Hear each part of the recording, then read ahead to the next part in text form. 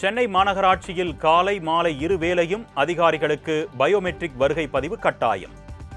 அதிகாரிகள் மற்றும் ஊழியர்கள் முறையாக பணிக்கு வருவதை கண்காணிக்க தமிழக முதலமைச்சர் விஜய் அதிரடி உத்தரவு.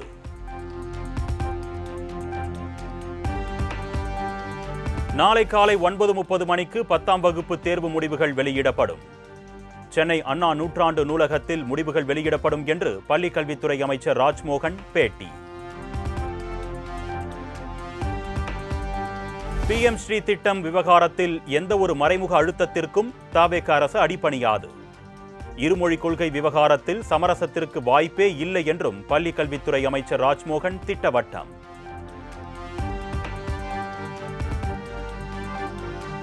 அரசு ஆசிரியர்களின் பிரச்சனைகள் குறித்து பேசி நடவடிக்கை எடுக்கப்படும்.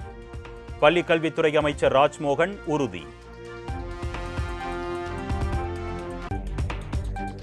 இந்த வார இறுதியில் தமிழக அமைச்சரவை விரிவாக்கம் செய்யப்பட இருப்பதாக தகவல். உயர்கல்வி மற்றும் சுற்றுலாத்துறை ஆகியவை காங்கிரஸ் கட்சிக்கு வழங்க முதலமைச்சர் விஜய் முடிவு. சென்னை அண்ணா அறிவாலயத்தில் திமுக தலைவர் ஸ்டாலின், துணை பொதுச் செயலாளர் கனிமொழி, இளைஞரணி செயலாளர் உதயநிதி ஆலோசனை. தேர்தல் தோல்வி குறித்து ஆராய குழு அமைத்துள்ள நிலையில் அடுத்த கட்ட நடவடிக்கைகள் குறித்து ஆலோசனை என தகவல். சென்னை அண்ணா அறிவாலயத்தில் வரும் 23ஆம் தேதி மாலை 5 மணிக்கு திமுக இளைஞரணி ஆலோசனை கூட்டம். திமுக தலைவர் மு.க. ஸ்டாலின் பங்கேற்று எதிர்க்கட்சியாக பணியாற்றுவது குறித்து முக்கிய ஆலோசனை வழங்குகிறார்.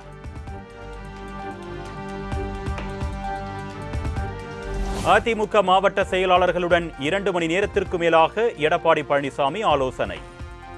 அதிமுகவில் ஏற்பட்டுள்ள பிளவு, தேர்தல் தோல்வி குறித்து ஆலோசனை நடத்தியதாக தகவல். சட்டமன்ற தேர்தலில் அதிமுகவின் தோல்விக்கு தமிழக வெற்றி கழகம்தான் காரணம். ஆலோசனை கூட்டத்தில் பொதுக்குழு குறித்து எதுவும் விவாதிக்கப்படவில்லை என்று கள்ளக்குறிச்சி அதிமுக மாவட்ட செயலாளர் குமரகுரு பேட்டி. அதிமுக பொதுச் செயலாளர் எடப்பாடி பழனிசாமி தலைமையில் நடைபெற்ற கூட்டத்தில் 78 மாவட்ட செயலாளர்கள் பங்கேற்பு. கூட்டத்தில் பங்கேற்ற பின் வேலூர் மாவட்ட செயலாளர் SRK அப்பு பேட்டி. கூட்டணி குறித்து சிந்திக்க வேண்டிய நேரம் இது. நம்மை நாம் பலப்படுத்திக் கொள்ள வேண்டும் என்று திமுக நிர்வாகிகளுக்கு கனிமொழி MP அறிவுரை.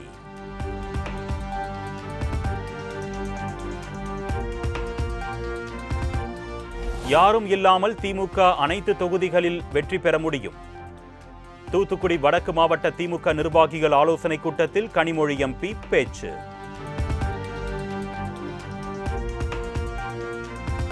தமிழக வெற்றி கழகம் வெற்றி பெற்றது சுனாமி அலை அல்ல. அலை என்றால் சுமார் 160 தொகுதிகளாலாவது வெற்றி பெற்றிருக்க வேண்டும் என்று பாமக தலைவர் அன்புமணி பேச்சு.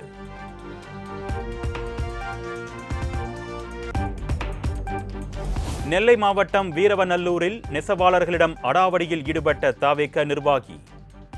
சாலையில் கட்டியிருந்த நூல் மீது காரை ஏற்றிய வீடியோ இணையத்தில் வைரல்.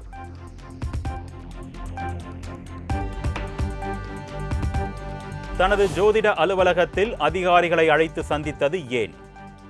கவுண்டம்பாளையத்தில் தவேக MLA கனிமொழி சந்தோஷ் விளக்கம்.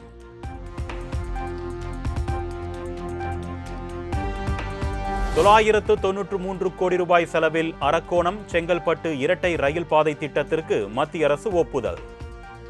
சென்னை புறநகர் ரயில் நெட்வொர்க்கை மேம்படுத்தும் வகையில் நடவடிக்கை. நெல்லை மாவட்டம் மானூரில் உள்ள புறக்காவல் நிலையம் மீது பெட்ரோல் குண்டு வீசிய 3 சிறுவர்கள் அதிரடி கைது.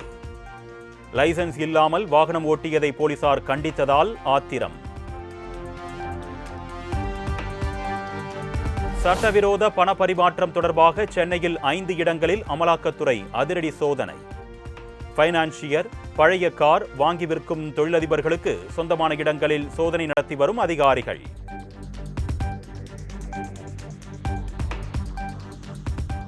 கரம்பக்குடி அருகே வாய் பேச முடியாத காது கேளாத மாற்றுத்திறனாளி பெண்ணுக்கு பாலியல் தொல்லை அளித்த 2 கைது. பெண்ணின் உறவினர்கள் மற்றும் கிராம மக்கள் போராட்டத்தில் ஈடுபட்டு வரும் நிலையில் போலீசார் நடவடிக்கை.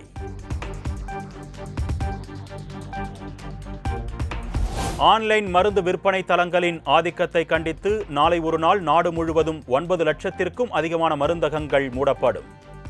அகில இந்திய வேதியியலாளர்கள் மற்றும் மருந்தகங்கள் சங்கம் அறிவிப்பு.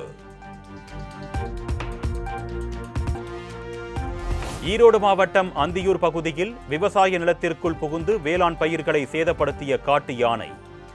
பெருமளவு நஷ்டம் ஏற்பட்டதாக குமுறும் விவசாயிகள் சேதமடைந்த பயிர்களுக்கு இழப்பீடு வழங்குமாறு தமிழக அரசுக்கு கோரிக்கை. கொடைக்கானல் மலைச்சாலையில் ஆபத்தை உணராமல் வாகனத்தின் மேல் அமர்ந்து செல்லும் சுற்றுலா பயணிகள். மலைச்சாலையில் கூடுதல் காவலர்களை நியமிக்க வேண்டும் என்று பொதுமக்கள் கோரிக்கை.